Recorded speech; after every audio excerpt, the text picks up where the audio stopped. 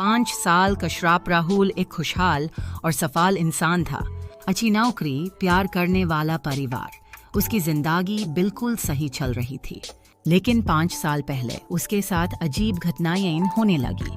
पहले छोटी छोटी चीजें खराब होती गई। कभी खाना सज जाता, कभी फोन बिना वजह बैंड हो जाता। धीरे धीरे सब कुछ और ज्यादा डरावना होने लगा। रात को उसे अजीब सपने आने लगे। कोई साया उसे घूरता, कोई परछाई उसके कान में फुफुसाती। जब भी वो मंदिर जाता, उसका सर तेज दुखने लगता और उसे घबराहट महसूस होती। डॉक्टर्स ने सब कुछ चेक किया, पर कोई बीमारी नहीं मिली। फिर भी उसकी तबीयत दिन ब दिन बिगड़ती गई। एक तांत्रिक की चेतावनी एक दिन एक पुराने तांत्रिक बाबा आनंदराम ने उसे देखा और कहा, बेटा, तुझ पर किसी ने बहुत भयानक तांत्रिक शक्ति का प्रभाव डाल दिया है। 5 साल पहले तेरे जीवन में कोई आया था जिसने ये श्राप दिया है। अगर इसे हटाया ना ही गया तो अगले कुछ महीनों में तेरा जीवन खत्म हो सकता है। राहुल को झटका लगा। उसने सोचना शुरू किया, 5 साल पहले कौन आया था? फिर उससे याद आया, रवि उसका कॉलीग था जो हमेशा उससे जलता था। जब राहुल को प्रमोशन मिला था, रवि ने गुस्से से कहा था, अब देखना, तेरा बुरा वक्त शुरू होता है। राहुल समझ गया कि वही इसका कारण है।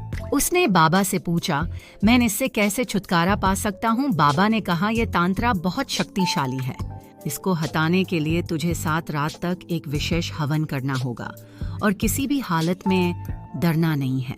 लेकिन याद रख, जैसे जैसे तांत्रा खटेगा, वो शक्ति तुझे और ज्यादा तंग करेगी। भयावह 7 रातें राहुल ने बाबा के कहने पर हवन शुरू किया। पहली 2 रात सब ठीक था, लेकिन तीसरी रात एक अजीब घटना घटी। राहुल को लगा कि कोई कमरे में चल रहा है।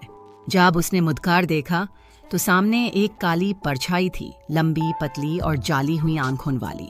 वो धीरे धीरे उसकी तरफ बढ़ रही थी। राहुल का सांस लेना मुश्किल हो गया। तभी बाबा ने जोर से मंत्र पढ़ना शुरू किया और कहा, डरो मत, यह तंत्र अब टूट रहा है। ये तुझे डराएगी पर तुझे हारना नहीं है।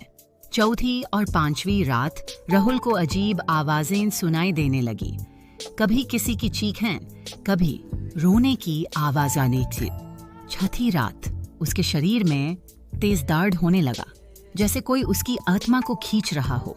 आखिरी रात मुक्ति 7वीं रात सबसे कठिन थी।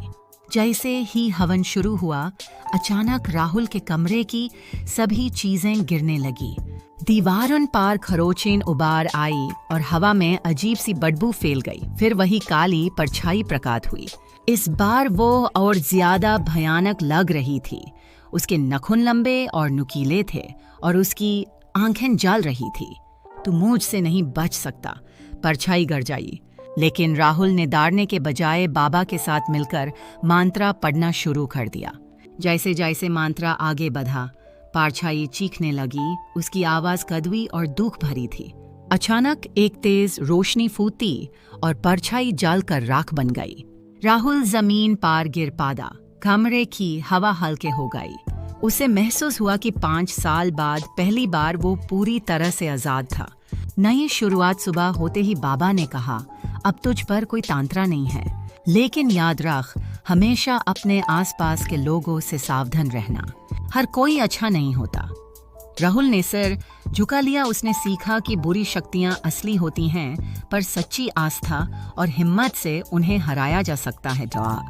5 साल तक जिसने उसकी जिंदगी को नर्क बना दिया था, आज वो उससे मुक्त था और अब उसकी जिंदगी एक नए मोड़ पर थी।